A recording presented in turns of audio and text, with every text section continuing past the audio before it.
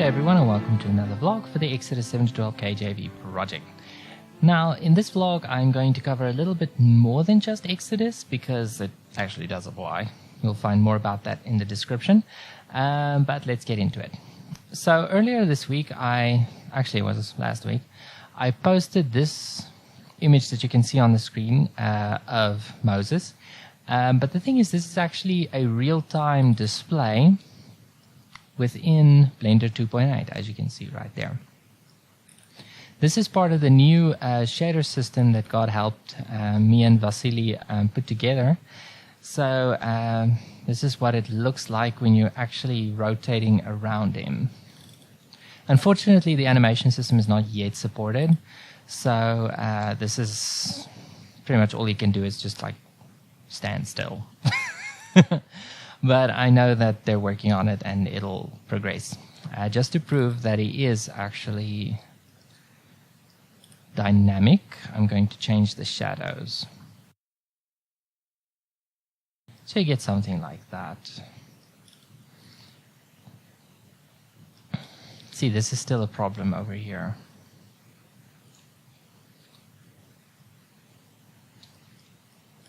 That's a severe softening.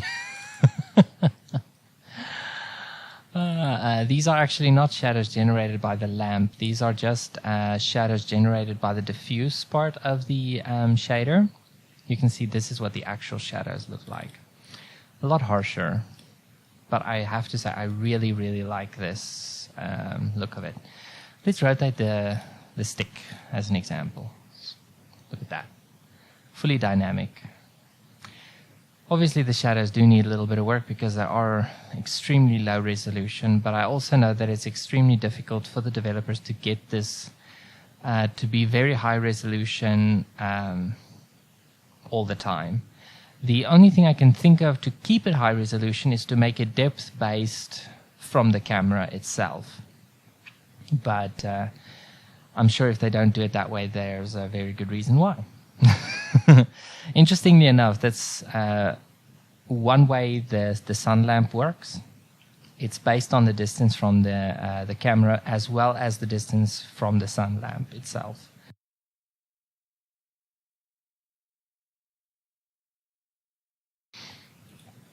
Anyhow, that is Moses in real time. Just absolutely love the look of it. It looks amazing. So anyway, moving on to the next thing. This is the next command where God says to Moses, go unto Pharaoh. Unfortunately, when I input this in the edit this week and I listened to it, it was way too fast. I'm not talking just a little bit, I'm talking about way too fast. So listen to it at its original speed. Go unto Pharaoh and say unto him. It's too fast.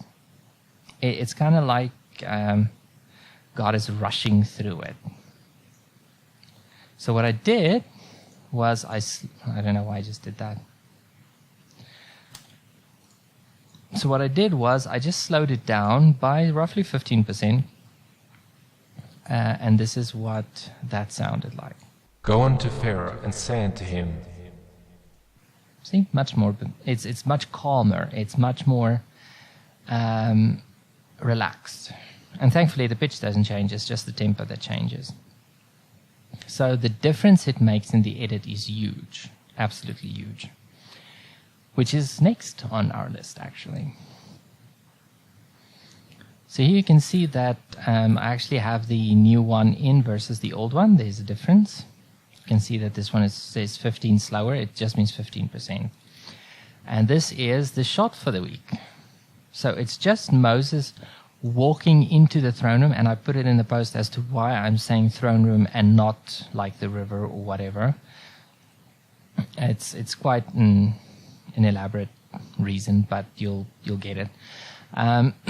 So what happens here is Moses walks in, but he walks in out of focus because he's the closest to the camera. And as he walks in, or the camera zooms out, the focus becomes clearer. So I just wanted something to participate in the transition. between the last plague and the restoration and the next confrontation. So you get this kind of Moses fuzzy coming in and standing there.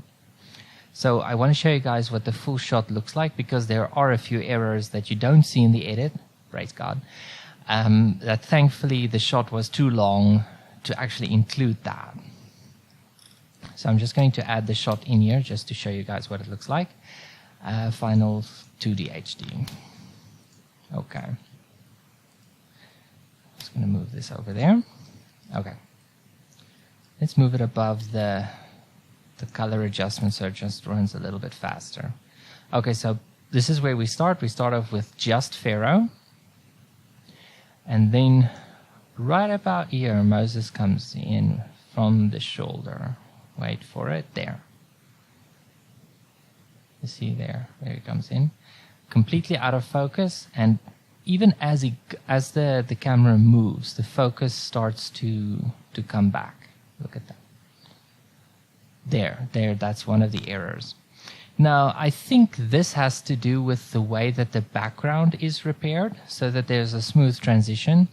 I'm still working on this defocus sort of system. I don't know exactly why it did this, but I'm just so glad it doesn't show. So anyway, there. You can see that the one I added to the final starts roughly there. Let me just take you back there for a second. Look at that. See, by the time we get to see Moses, it's already past the knee of the fanner. And it's roughly at that point where the pop happens, where it's back into there. See? Just before the knee. So I really do think this is the background repair doing this funniness. It's a fairly unforgiving method, because it uses masking, very harsh masking, in order to be able to repair it. So unless you have a clear difference between your fore and your background, I would generally not recommend the method because of stuff like this. You know, you can even see stuff happening around the bottom there. You can see that there's this brownish thing happening over there with the stairs. See how it goes away? It comes in and then pops out like that. This is what I mean by when I say that it's a fairly unforgiving thing at this point. So I think what I want to do is, I think it should be made to only accept a difference between your fore and your background. You know, like a constant interpolation that's like fuzzied out a little bit so that it can rebuild properly, both fore and background. And then from there, it gets to blur it and all that kind of other fun stuff. Because the blurring and the masking of the blurring is fine. It's the repairs that's the problem. So, yeah. Anyway, so it gets fixed like that. And of course, there's the fade in. So the focus comes into clarity right there. And then he's standing before Pharaoh. And of course, somewhere around here, we'll be fading to Moses actually speaking to Pharaoh, telling him to let the people go, and so on and so forth. The animation I used here was the same as when Moses and Aaron were just standing there waiting for the magicians to appear. It's the one scene where I animated pretty much every single character in the scene. So it's a very easy way for me to just carry that over and not have to do it all from scratch again. It's a massive, massive time saver. So if you can do that, do it. Save yourself the effort. You can see these guys, they don't stand still for a second. Let me zoom in. Look at that. They sway, they look around, they're kind of bored, just waiting for some advice to give, or, whatever. They're just like hanging out. Now, their animation cycles about 3 times through the entirety of this particular shot. Not entirely 3 times, but I would say 2 1/4, 2 1/2, somewhere around there. Anyway, so this is the only shot I got done for the week, which is not a lot, but I worked on the updates for the toon shaders, which I'm also going to be showing you guys right now. So of course this is the anisotropic point lamp. It still needs to be updated as far as the normal influence is concerned for the diffuse. But this is pretty much what it looks like so far.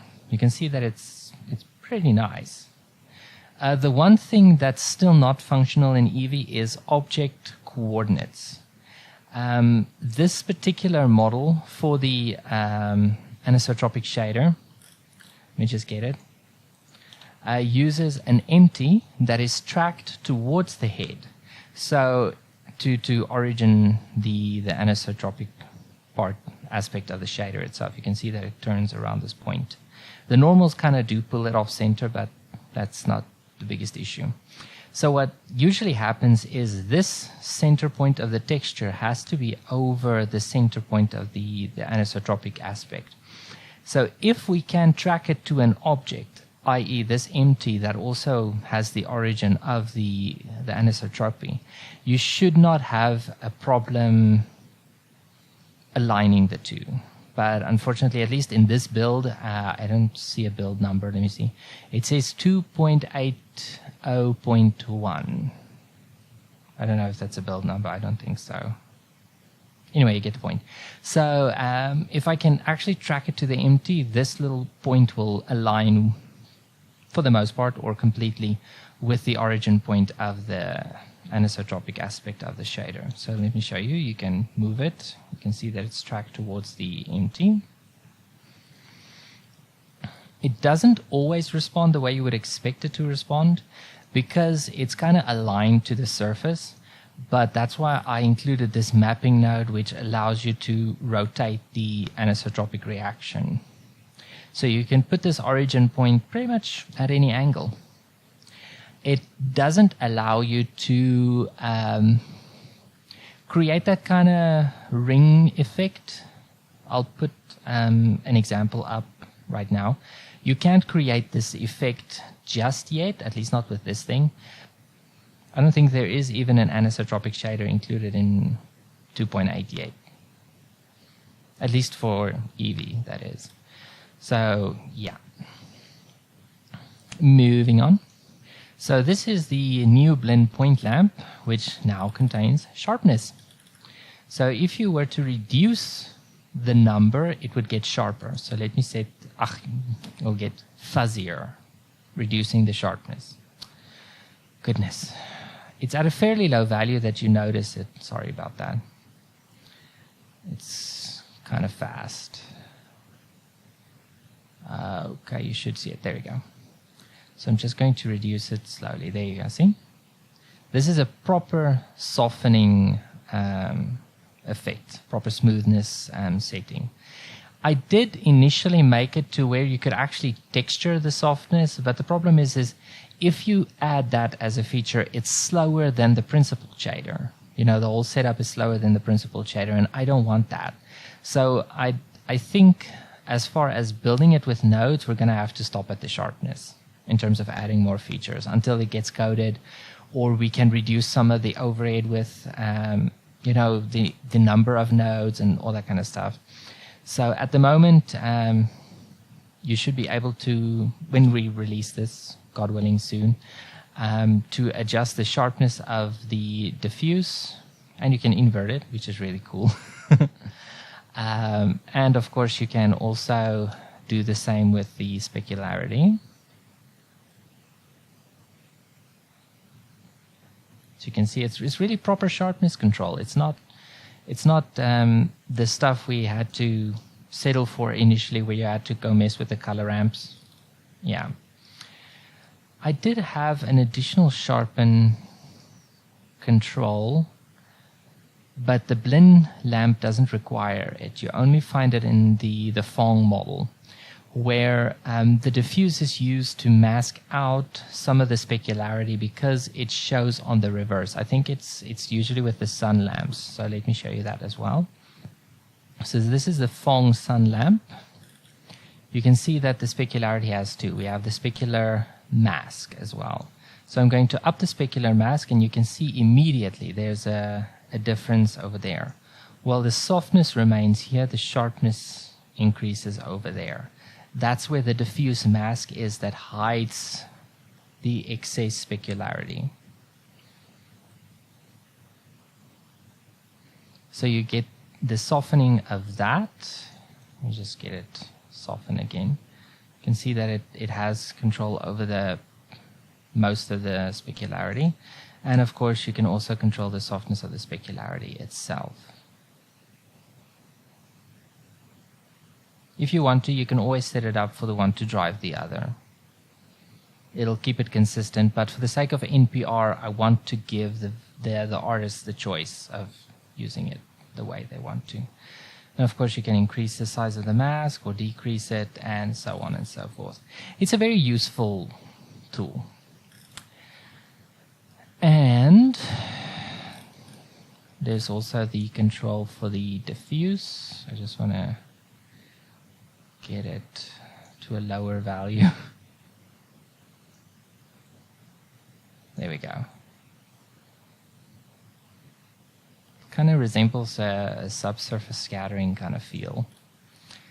And you can also increase the size of it and decrease it and all that kind of stuff. So this gives you a lot of flexibility when it comes to NPR and Eevee. And we hope to get this released as soon as possible. I can't promise anything because I have to do this in between Exodus and a whole bunch of other stuff as well. So yeah, that's it for this week. I really do invite you to check out the post for more of what went on, especially for the cantillation stuff and what in the world is going on there. Have a great one, and God bless you.